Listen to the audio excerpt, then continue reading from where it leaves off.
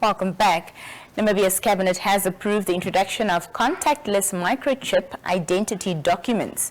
Minister of Information and Communication Technology, Dr. Peya Mushelenga, last week during his weekly cabinet briefing said that the Ministry of Home Affairs, Immigration, Safety and Security has now been directed to consider the introduction of digital ID documents that would comprise all national documents. To share more on contactless microchip identity documents, we are now joined by Mr. Jackson Wanjiva, the Deputy Executive Director of Civil Registration, as well as Mr. Oscar Mohapi, the Deputy Director of National Population Identification and Production, both from the Ministry of Home Affairs. Gentlemen, good evening and welcome. Thank you for having us. Thank you for being here. Mr. Wanjiva, let's start with you. Talk to us about, maybe perhaps you can explain the reasoning, behind the decision to implement this contactless microchip identity documents.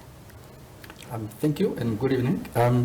This is basically to provide a secure and inclusive identity management environment that would benefit the holder and the service providers by making this ID useful and powerful. Mm-hmm. It is to eliminate or minimize, but one is to eliminate actually fraud and identity theft by providing an identity verification and authentication platform to our country. Mm-hmm. We know that the recent mutual verification that was undertaken by the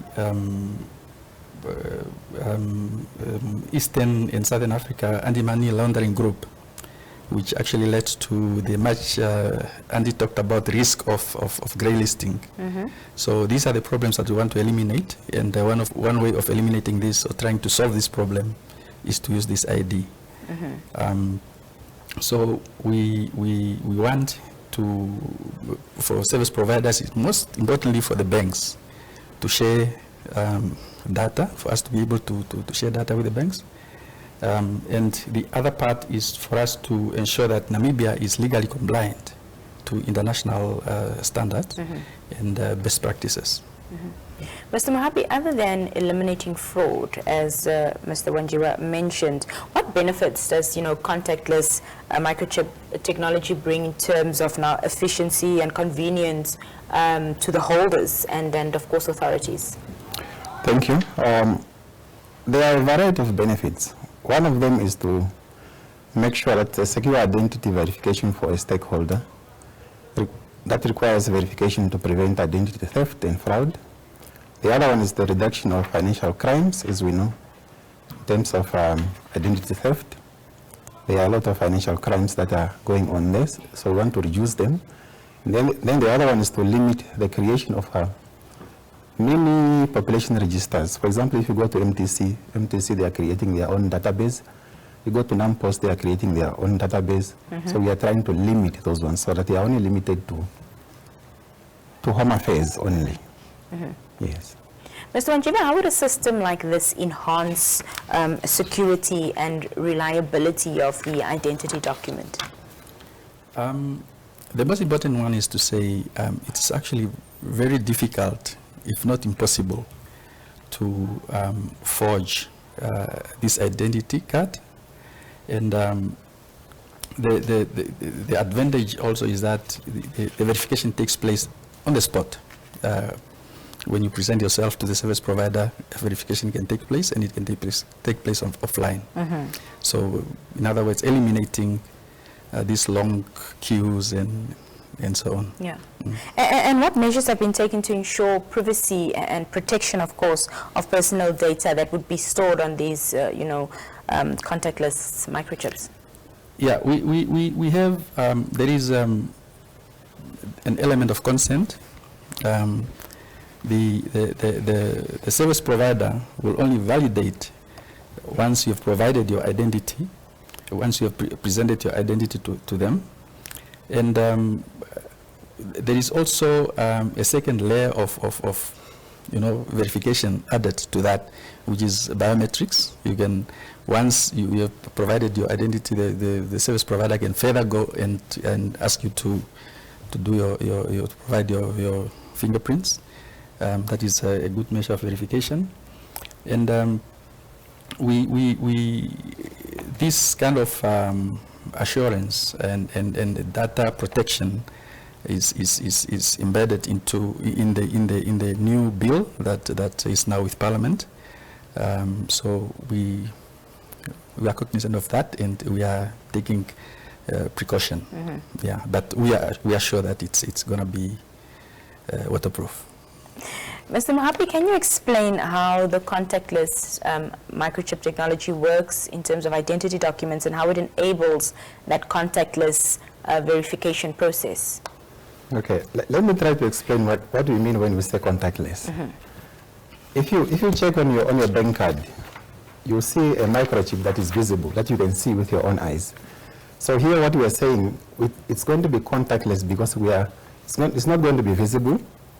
Remember, our ID card has a lot of layers. So the microchip itself is going to be hidden within those layers. Right. That's why we call it contactless. You will not see it. And then we are saying the other word that might be confusing is microchip.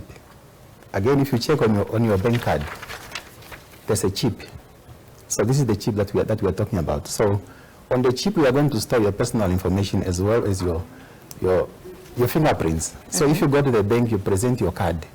The bank will be able to verify who you are. Just like what my DE here said, you put your thumbprint. That thumbprint will be verified against the thumbprint that is in the chip. So that will mean you are 100% you, as Aina, for example, not another person. So this is going to assist us to verify who you are. You present your ID, you are 100% verified that you are this person.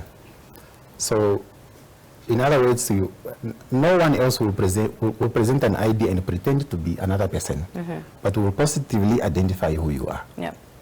So how does this work at border checkpoints or other high security areas?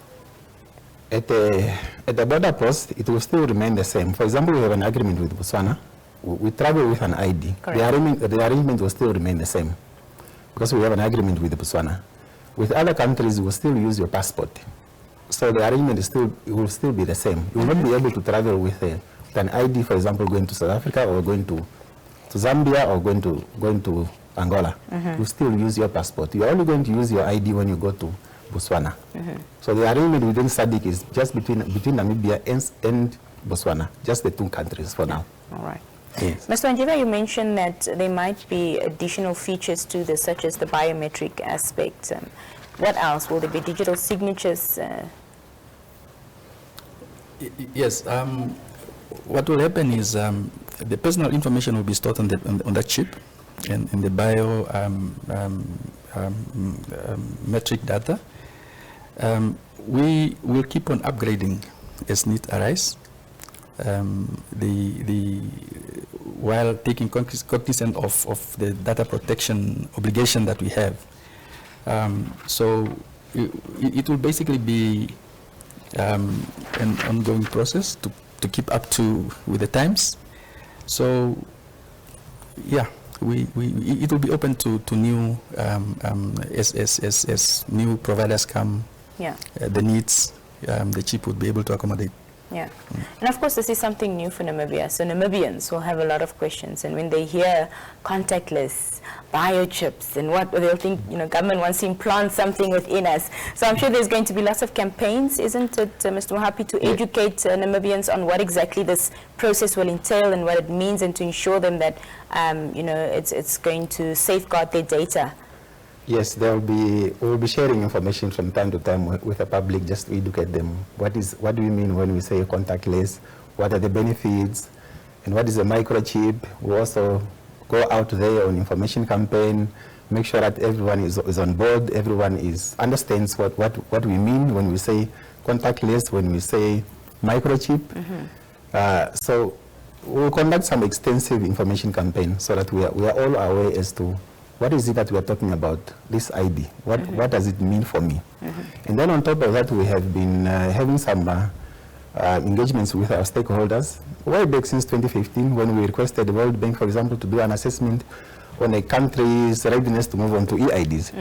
So there have been consultations. There have been consultations all along the banking sector and everyone else involved. So we have been sharing information, and we are on the same page. I think we just need more information with our clients or the owners of the IDs, just to explain.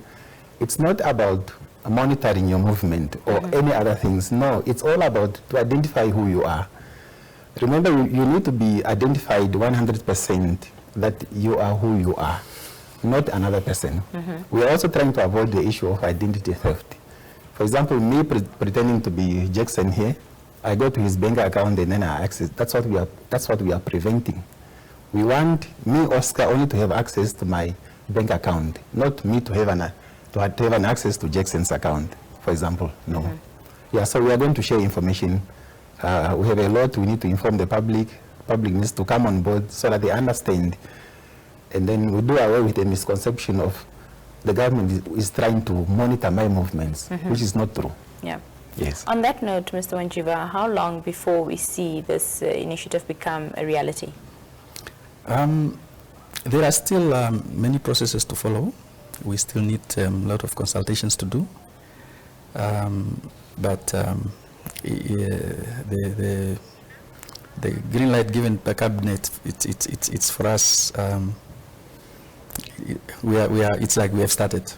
We have started. Yeah. Well, Mr. Mohapi and Mr. Wanjiva, thank you so much for being here this evening. I'm sure we'll have you back sometime in the future to update us but on how things are progressing. Yes, please do. One last comment. Yeah, just to say, what we want is to have a responsive ID management system. Namibia, as we can see in Africa, we are doing very, very good in many aspects, especially now when it comes to ID management. Countries come to benchmark with us. So we want to keep it there. And thank you. Thank you so much. Well, we're going to take another brief break. We'll be back with more conversation. In the meantime, let's take a look at our global news roundup.